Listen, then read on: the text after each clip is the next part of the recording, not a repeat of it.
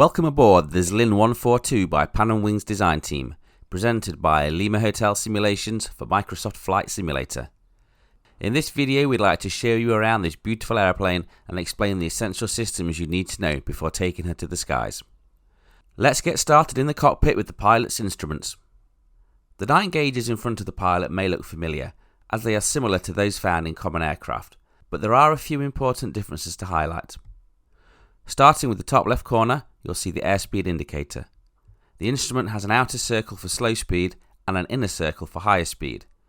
By default, the airspeed indicator displays speed in kilometers per hour, but this can be changed, which we'll show a little later in the video. In the top row, in the middle, is the LUN1202 attitude indicator, which may seem strange at first. The main difference is that this instrument uses reverse colouring on the sphere compared to typical attitude indicators, with blue at the bottom and brown at the top. The way it works is that when the aircraft's nose rises above the horizon, the sphere moves upwards, revealing more of the blue sky. When the nose points downwards, the sphere tilts downwards, showing more of the brown.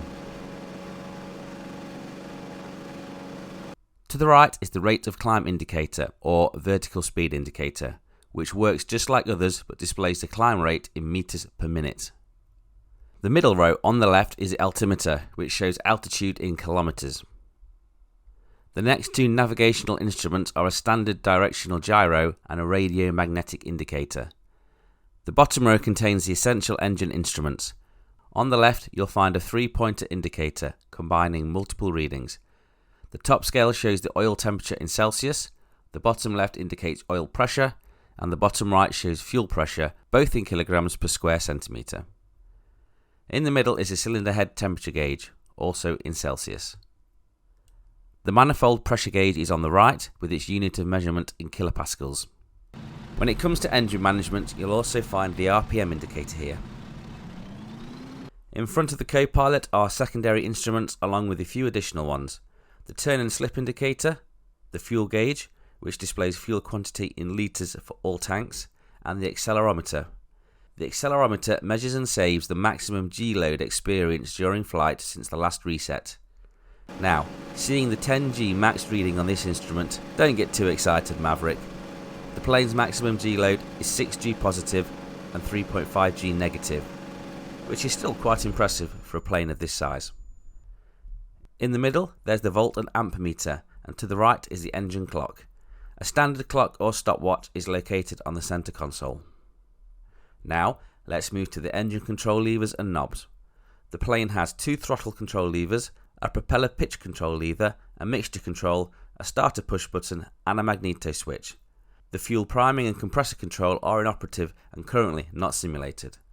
The fuel shutoff valve is located on the lower middle panel. The switches in the cockpit are the following. The master switch is located on the centre panel. On the lower middle panel you'll find the lights and instrument switch.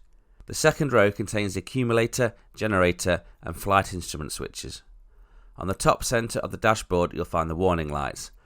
From left to right they indicate the generator warning, fuel left and right warning, pitot heat function and the stall warning test button. Moving on to the flight controls, there is no need to explain the control stick and rudders. This parking brake-like lever is the wing flap control, and next to it are the elevator trim and the directional or rudder trim. The parking brake is located here. The canopy can be opened and closed using this lever. At the back you'll find a lamp. If this looks familiar, we may share some common history from. Those were the essential systems you need to know. Now, let's look at some features specific to MSFS. Left door pocket you'll find a small notepad that can be taken out. From here you can control additional elements of the aircraft. You can open the engine doors and battery compartment, triggering some additional visual models such as a toolbox and a battery charger. You can also switch between having wheel fairings or not. And here's the option we mentioned earlier. You can change the instrument types, switching the airspeed indicator, altimeter and vertical speed indicator to standard units of knots and feet.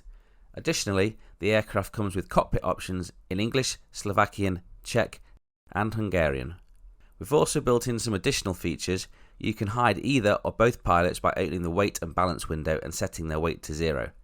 If you change the baggage weight, you might see different things appear behind the pilots depending on the weight. Try it for yourself. And that's it. Hopefully you didn't miss anything and you found this small bird as fascinating as we do. In the next video we'll take her for a short flight, showing you that as real as it gets startup, takeoff and landing procedures. See you there.